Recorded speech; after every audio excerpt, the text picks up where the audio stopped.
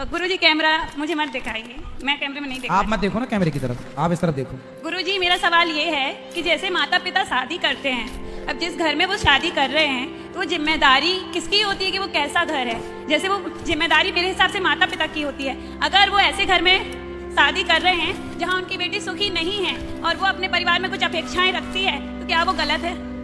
पहली बात तो माँ बाप को देख सुन के विवाह करना चाहिए। लड़के इसलिए पड़ताल, लड़के की पूरी पड़ताल, उसके परिवार की पड़ताल करनी चाहिए कि ये लोग कैसे हैं, खानदान कैसा है, रहन सहन कैसा है, खान पान कैसा है, ये सब विचार करके ही विवाह का निर्णय लेना चाहिए। गुरुजी मेरी बहन का विवाह यहीं आपके पड़ोसी गांव में हुआ था, दर्शनी आश्रम में।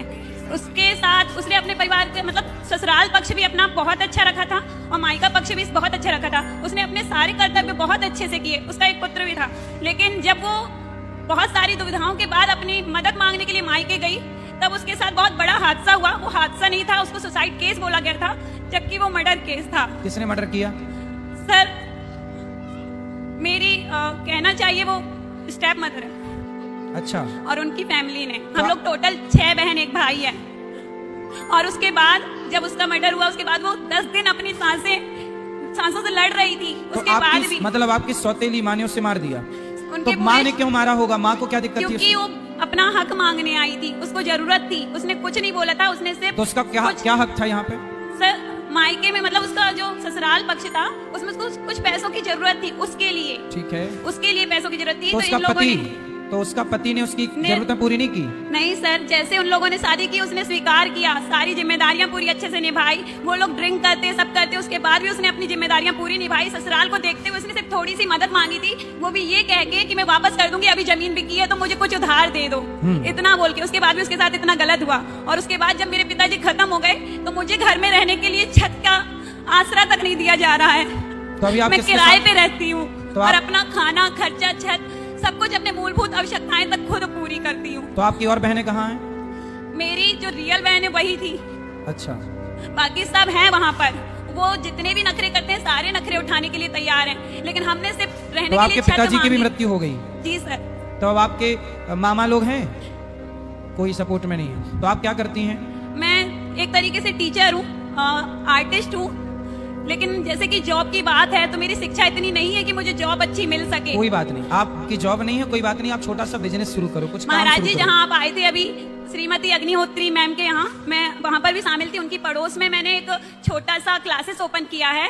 उसमें कोशिश मेरी है कि मुझे सफलता मिले, लेकिन जैसे कि सिहोरा एरिया और मेरा जो क्षेत्र है, कला का क्षेत्र है, वो सारा मतलब कि आर्ट क्राफ्ट ड्राइंग डांस ये सब चीजें हैं, तो उतना मुझे सफलता वहाँ मिल नहीं रही है। लेकिन जो मेरा किराया सारी चीजें मैं खुद करती हूँ। मिलेगा, चिंता ना करिए, ये स्ट्रगल है, करना है, बस करते रहिए, एक दिन सफलता गुरुजी मिलेगी। मुझे आपसे सिर्फ इतना और आप देखो पूछना है। क्या आपकी माँ कैसी है, जो था भूल जाइए और अब बस आप अपने को संभालिए और अपने को बेहतर बनाइए बस। गुरुजी मैंने कोशिश की थी कि मुझे शायद वहाँ पे कुछ हक मिल सके, तो वहाँ पर जैसे ट्रस्ट की प्रॉपर्टी होती है, वो प्रॉपर्टी सारी ट्रस्ट की आई थी। तो मेरा बस इतना पूछना था मुझे आपसे कि क्या मुझे रहने के लिए बस जगह मिल सकती है? कहाँ? घर में, पापा जी के। अब ये तो आप अपने उनसे बात करो, माँ से, और आपके जो बूढ़े लोग हैं परिवार के उनसे बात करो, उनसे बोलो कि भाई हमें रहने की जगह तो दी जाए।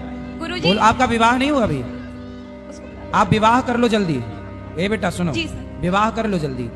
गुरुजी जैसा कि बहनों के साथ हो चुका है और मैंने जान चुकी हूँ, लेकिन मुझे लगता है कि पहले मुझे पैरों पे खड़े होना जरूरी है। अरे विवाह कर लोगी तो अपने आप खड़े हो जाओगी पति के पैरों में।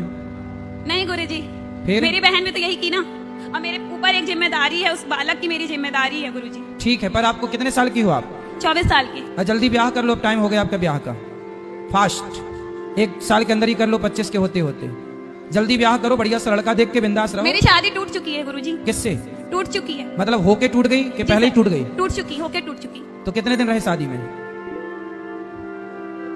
गुरुजी उस चीज को मैं भूल चुकी हूँ, बहुत सारी परेशानियां हो चुकी। वहाँ नहीं पर तो ऐसा ही था। आप जिससे शादी हुई थी उसके साथ क्यों नहीं रही प्रेम से? सर वो ड्रिंक करता है और इतना मारता पीटता था कि पूरे मतलब कि मोहल्ले वालों को तक पता था। तो पहले नहीं देखा आपने कि वो शराब मैंने पीता? मैं क्या देखती गुरुजी, मैंने बताया ना कि जिसने शादी कराई वो माँ ऐसी ही थी। उसने मेरी बहन की भी ऐसी शादी कराई थी, मेरी भी ऐसी ही कराई थी। तो बेटा उसे लाओ हमारे पास, हम समझाएं शराब। नहीं समझेगा गुरुजी, मैंने तो आओ, दंड भेद अपना चलो चुकी भगवान उसके फिर साथ। सुखी रखें आपको, चलो वहाँ बात करो। राधे राधे, खुश रहें। गुरुजी राधे राधे जी। राजीव तिवारी हूँ सगोड़ी से। बताओ जी मैं यहाँ सेवा दे रहा हूँ अपने ठंडा जल और भोजन व्यवस्था में। जी लेकिन मैं जब गांव गया और वहाँ पे बुजुर्ग लोग यहाँ पे कथा सुनने आए और कथा सुन करके यहाँ से जब गए तो बुजुर्गों ने मेरे से कहा कि भैया अपन कथा सुनने गए थे लेकिन कथा में तो आनंद ही नहीं आया। जी तो मैंने कहा किस चीज का आनंद नहीं आया? जी तो उसका हमको बताओ क्यों आनंद नहीं आया। बताओ। तो उनने कहा कि कथा में तो कथा हो ही नहीं रही। हाँ। तो मैंने कहा कथा नहीं हो रही तो फिर क्या हो रहा है? बिल्कुल। तो उनने कहा कि कथा में मतलब यहाँ वहाँ की बातें हो करके और कथा समाप्त हो जाती है।